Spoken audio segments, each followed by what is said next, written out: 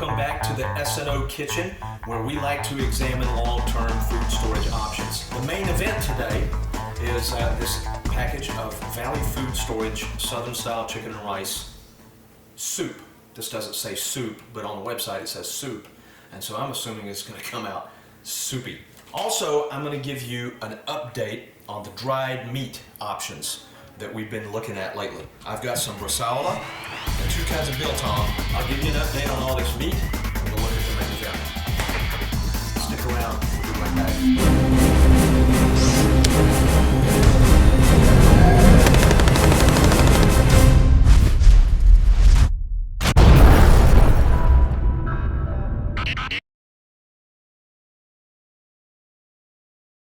I've got the water heating for the Valley Food Storage Southern Style Chicken and Rice Soup. Turn it up a little bit. When it comes to a boil, I'm going to pour this in, and then it needs to cook another 15 to 20 minutes while it softens. Now, the last time we examined a packaged meal, it was this Good to Go brand, which is, they're taking a little different approach. Their meals, you heat up the water and then put it in the package, seal the package, and let it sit for 15 or 20 minutes while it softens up, and then it's ready to eat. This stuff you have to cook in the pot. It means you've got to have a cooking container. The Good to Go, you could heat it up in a coffee pot, pour it in whatever vessel you've got that you can heat the water and pour it in. This also has some advantages. It's a little less expensive per calorie. If you buy the individual package, it's $12 per 1,150 calories. The Good to Go is $5.75 plus tax for 340 calories. One of them's more convenient. The other one gives you a little more for the money. Okay, the water's boiling. I'm going to add it. I just wanted you to see this. I'm going to put this back on, bring it to a gentle boil, cook it 15-20 minutes, and then we'll check it again. While that's boiling, let's take a look at this meat. I want to give you a little update on this. Starting with the biltong, I've got one that's about a month old, been drying all that time, and you can see it's quite hard. So if I push my thumb on it, it barely sinks in. Compared to this one, which has been drying in front of the fan for a week, I can easily press this down. It is ready to eat, and it tastes great. In fact, I like this recipe better than this one. With these recipes for the biltong, you can go with a traditional recipe, but you can also use whatever beef jerky recipe you like. With jerky, you slice it and then dry it. This stuff, you dry it and then slice it. Take a look at the bresaola. This is cured by an entirely different method. For one thing, the seasoning is different. Also, instead of drying it in a dry environment, you hang this to dry in a humid environment so it dries very slowly and remains moist enough inside to undergo a lacto-fermentation process that's initiated by this mold. It gives it a completely different flavor even if you use the same recipe. So here I have a piece of biltong that has the same seasoning as this bresaola, and it tastes completely different because of the lacto-fermentation that the bresaola undergoes.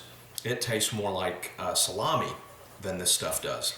It's also more tender and stays, kind of rubbery and chewy.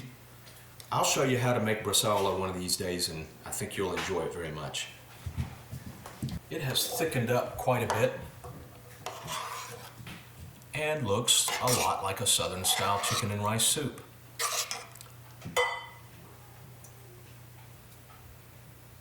I know I'm going to want some pepper.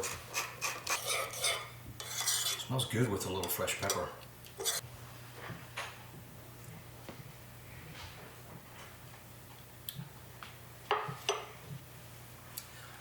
Needs a little salt.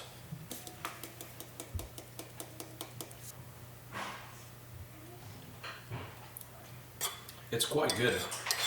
When I lived in Switzerland as a kid, we used to buy these packaged Knorr soups, K-N-O-R-R.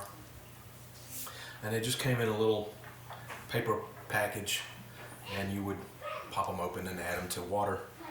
And this reminds me of some of the flavors of those soups, which I enjoyed.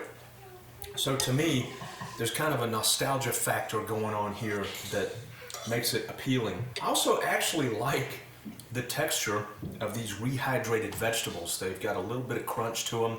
It adds some texture to this otherwise, what would be just a mushy soup if it weren't for that. Obviously, you wouldn't prefer this over fresh chicken rice soup. If you could make your chicken rice soup fresh, it would taste better, it'd be more aromatic. The question is it good for hiking, camping, and an emergency situation where you can't get to the grocery store and you've got to start eating out of your pantry? And the answer is yes, definitely. It's an excellent option for that. I think it's a good value. You've also got some flexibility with this.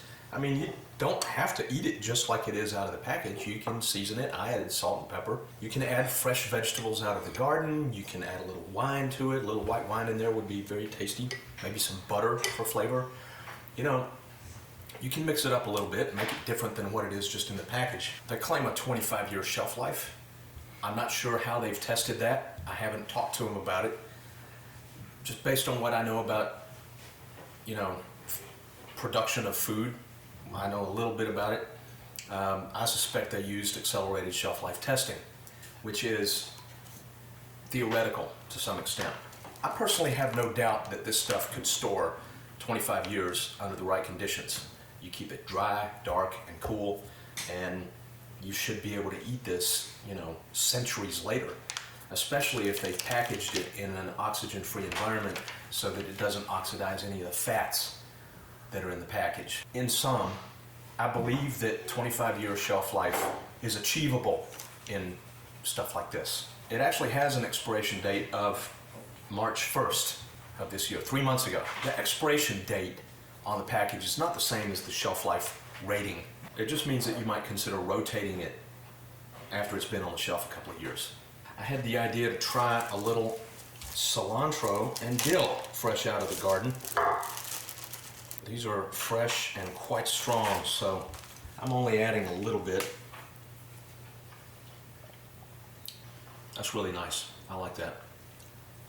Adding some fresh herbs really kicks it up. Use this as a survival food and it will keep you alive.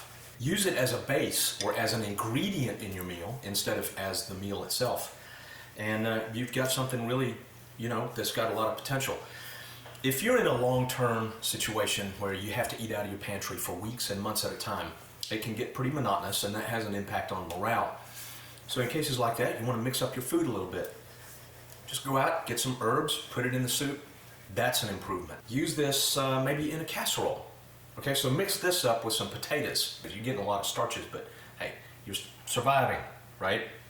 You're not on a diet, or you're kind of on a forced diet anyway, so just eat what you can. So, do I recommend this? Yes, I recommend it for camping, hiking, and long-term food storage, which is exactly what it's designed for. It suits that purpose perfectly. If I invited you over to my house for dinner, I probably wouldn't serve this.